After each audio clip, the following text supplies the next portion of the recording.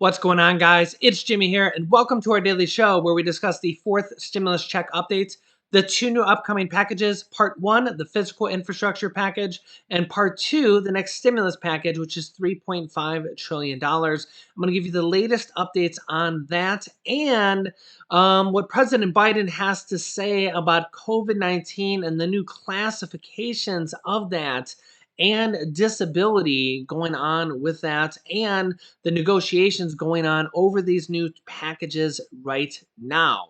So if you're new to the channel, if you haven't subscribed yet, make sure to subscribe down below. It's completely free to do so. Remember that new videos come out here on our channel every day at 10 a.m., 3 p.m., and 8 p.m. Eastern Standard Time.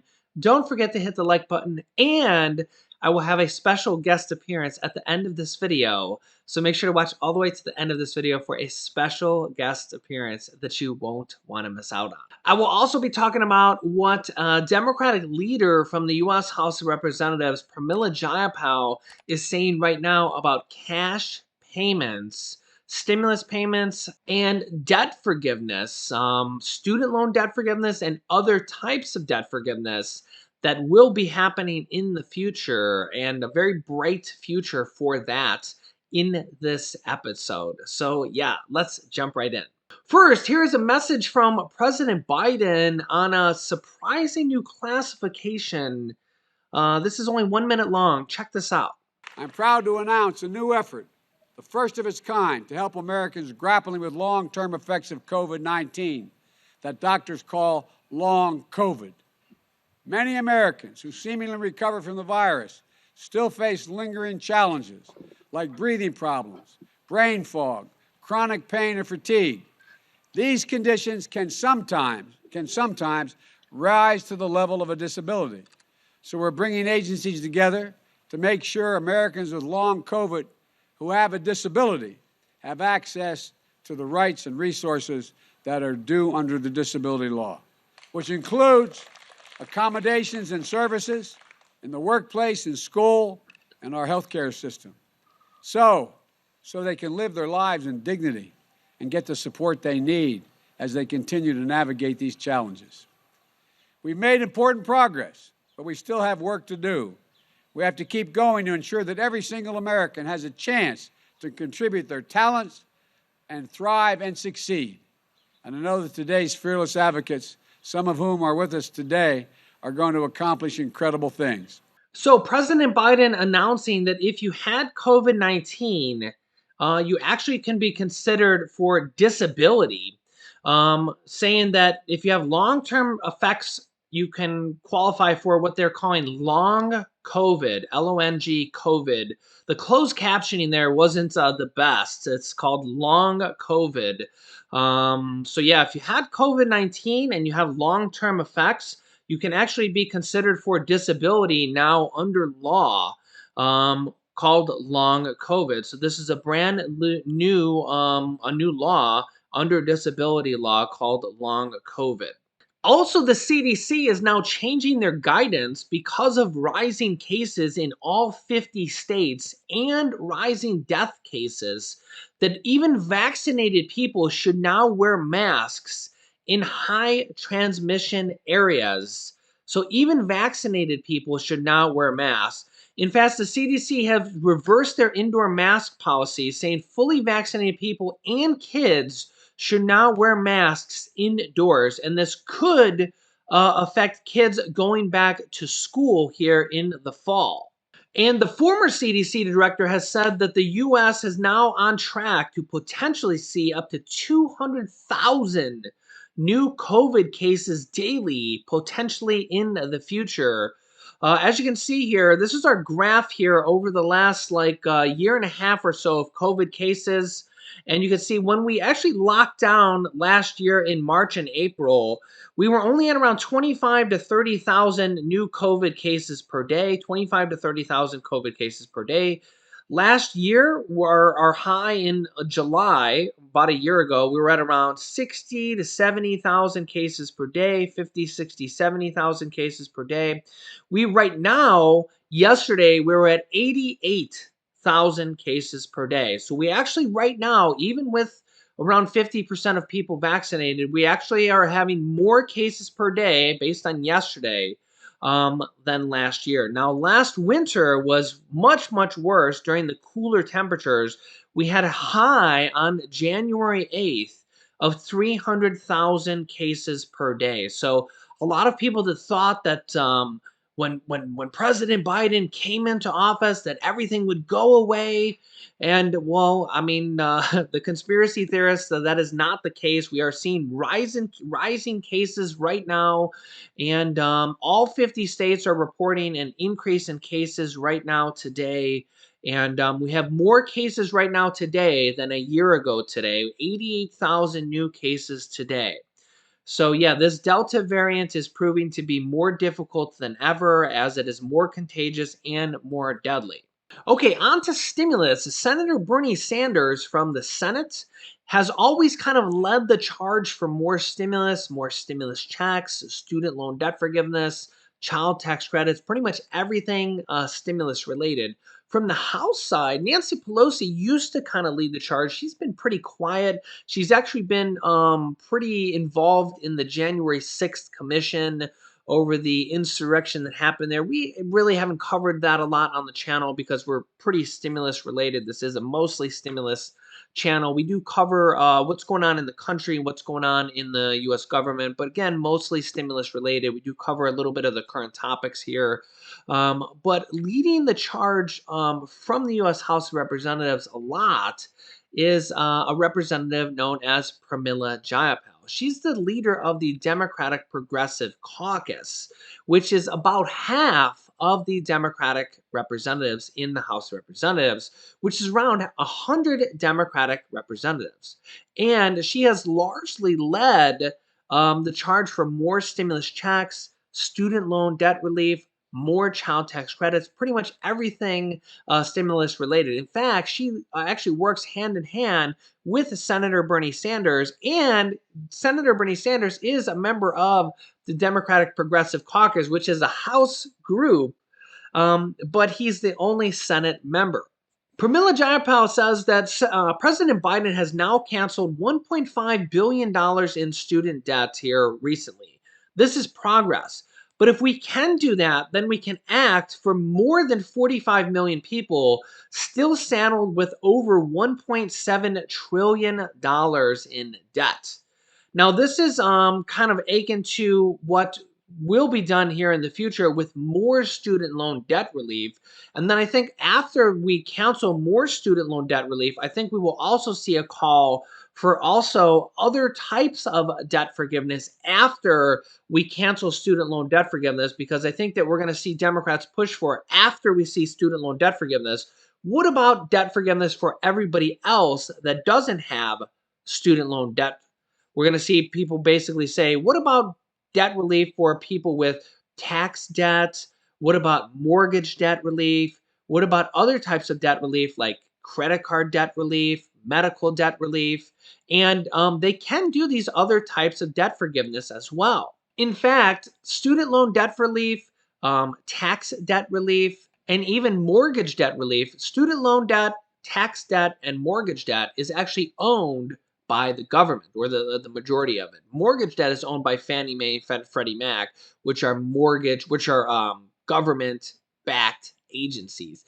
That can actually all be done through a presidential executive order, literally just by the president signing a document called an executive order. So we're likely going to see more student loan debt forgiveness done by presidential executive order after they do these next two stimulus packages, or the infrastructure package and the next stimulus package. But after that, I think that, remember, student loan debt forgiveness used to be a fairy tale. If you go back like 10 years ago, people would say, student loan debt forgiveness, you think the government's just going to sign a pen and they're just going to forgive your debt? Yeah, again, people used to think that that would be a fairy tale, that that would never happen, and yet it's already happened. Billions of dollars have already been wiped away this year by the president, and we're probably gonna. That's actually just a drop in the bucket of what is yet to come. It's probably going to be done after this package, because I don't think they want to muddy the water. I don't think they want to. They don't want to how do I say this? They don't want to lose, my wife says, they don't want to lose anybody's focus for these next two packages, because these next two packages are really kind of the big enchilada. Because again, when we look at these next stimulus packages, all these things that are in there, child tax credit payments for 4 more years, adult tax credit payments, Medicare 2.0, hearing, dental, vision coverage, possible stimulus checks, possible adult tax credit checks, like mortgage assistance, rental assistance, possible more food stamp extensions, all the things that are in stimulus packages, right? And remember, this next stimulus package is twice the size, or almost twice the size of the last package, right? So there's who even knows how much is going to be in this next package? Like a lot, right? So I don't think they want to muddy the water and say, well, we just passed all this billions of dollars through student loan debt forgiveness. Maybe we should pause on this next package and take a break. That's why I don't think that they want to do this right before they pass the package. So if that makes sense, I hope that makes sense. So that's why I think they're going to do it after this package. But then once they do that, I think we're going to see a lot of people saying, because it just makes common sense to me. About 1 in 6 adults has student loan debt. But what about the other 5 out of 6 people? They're going to say, well, what about us? We didn't get the student loan debt forgiveness. What about us? What other types of debt forgiveness can be done? What about mortgage debt forgiveness? What about tax debt forgiveness? What about medical debt forgiveness? What about credit card debt forgiveness? Now, some of that can be done simply through a executive order, presidential executive order. If the government owns the debt, like tax debt, mortgage debt, um, other types of debt, if the government owns it, it can be done through an executive order. It's the easiest way to do it. If the government doesn't own the debt, like credit card debt forgiveness or medical debt forgiveness, they can do it. It just is added into a stimulus package. Okay, the government just basically adds it into a stimulus package, and then they pay the credit card companies, or they pay the medical companies. Okay, so it can still be done. It's just it's done through a stimulus package, and I think that we're going to see other types of debt forgiveness done after the student loan debt forgiveness, but it won't be for the same people. So if you get $10,000 of student loan debt forgiveness, you're not going to be eligible for the other credit card debt forgiveness. You're not going to be able to double dip, if that makes sense. So I do think that is going to happen afterwards, because again, they've already done billions of dollars of student loan debt forgiveness, which really it's certain people. It's like if you have disabilities, if you were defrauded by your college, and really the big round, the 95% of it is still coming yet to date after this package. Also, Pramila Jayapal has been talking a lot recently about cash payments, and I think that they honestly may have stimulus checks already embedded into this package under the disguise or the code word of either cash payments or tax credits. Remember that stimulus checks are already cash, or they're already direct cash payments, or they're already tax credits. So remember, this next package is $3.5 trillion, and it's an anti-poverty plan. How could you have an anti-poverty plan and not put stimulus checks in there for the poor and low and middle class people? Now we know that they're going to have checks in there for the child tax credits. Remember, those only pass for 1 year. Those $3,000 to $3,600 checks for 1 year, the $250 to $300 per month. But what about everybody else? I mean, the children, the 65 million children. I mean, that's amazing. But what about everybody else? Anti-poverty does not cover just children. So again, that's why I really think that there's going to be a lot in there, and they said that an adult tax credit is in this package. And that's why I think a stimulus check, that might be code word for a stimulus check, or these cash payments. Again, direct cash payments have always kind of been stimulus checks. So I think that might already be in this package. And they're just not letting the cat out of the bag, or they're just going to add it in there at the last moment, or it's already added in there. And remember that Senator Bernie Sanders is already kind of been the deal maker. He's the basically the lead guy on the Part 2 package, the stimulus package. And I just don't know if Bernie Sanders, who's the lead man on this package, is going to okay a package like this and vote for it without putting stimulus checks in there and having help for the common man and the low income people. He didn't let the second stimulus check package go without putting stimulus checks in there. So I really don't think that a $3.5 trillion package, a package that is almost double the last package, that has plenty of room in there to have stimulus checks in there. I just don't know if he's going to let it go without stimulus checks and a package they're calling an anti-poverty plan.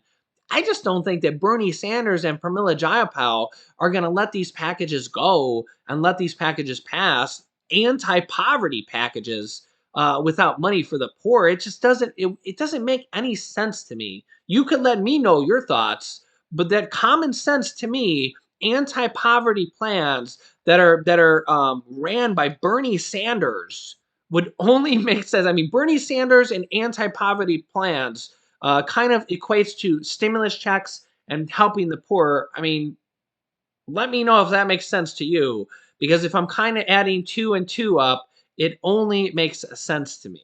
Now, Democratic leaders Steny Hoyer and Chuck Schumer are urging conference calls between the Republicans and the Democrats.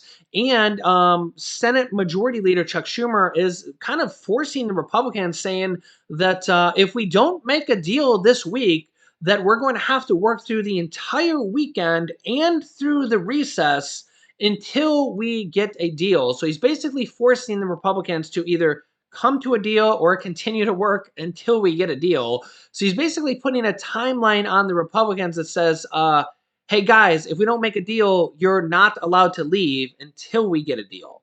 So I don't know about you, but he's basically forcing the Republicans to come to a deal, or else they're gonna have to come to a deal. And remember, they have to pass part one, and then they're going to pass part two in the Senate, and then pass them both over to the House. Part one and then part two, both will pass in the Senate. Then they pass them over to the House to pass them. That's kind of the timeline on these details on these packages. What do you got there, buddy? Candy. You got candy. Mhm. Wow. What Check kind? it out. Check it out. Yeah. What kind of candy do you got? Grape candy. Yeah. Wow, that looks nummylicious. Mhm. And I just Num num nom nom nom. Tell everybody what you've been up to. Nom nom. Say, I've just been eating candy all day. Eating candy all day. Yeah. Mm. How is it? Good. Okay, so yeah, Julian stopped recording. Mhm. Yeah, you clicked the stop recording button. Nice job, buddy. Mm. Yeah. So yeah, we plan to make Julian his own YouTube channel. How do you feel about that, buddy? She landed this one. That's candy. Wow, what kind of candy is that? A little candy. Yeah. Mm. Yeah. That's for bitter bears. So we got a video of you playing on your roller coaster? Yes.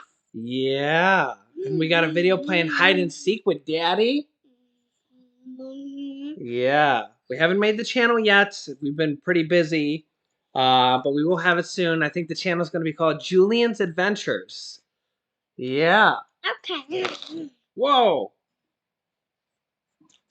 So I will let you guys know when the channel comes out if you have children, or if you guys want to check it out. I mean, obviously everybody's already knows about Julian, or lots of people. What do you think about that, buddy? So I will let you guys know when it comes out here, maybe within the next week. Can you say bye-bye to everybody? Bye. Ding dong. And not knock Daddy out in the process? Yeah. Can you say we love you? No. No. And say I want more candy. I want more candy. Are you the candy monster? Mhm. Yeah. What? Yeah, you're just having fun with all this candy, huh? Who gave you all that candy? You can. you better not tell mommy. All right, say we'll see you in the next video. I see you in next video. Say bye-bye. Bye bye. Thanks for watching, guys. I will keep you up to date with everything. Make sure to subscribe and hit the like button. You can click this top video here to watch my newest stimulus check video next. And this video is President Biden and how they want to raise Social Security benefits. So click on one of those videos next, and I will see you in the next video.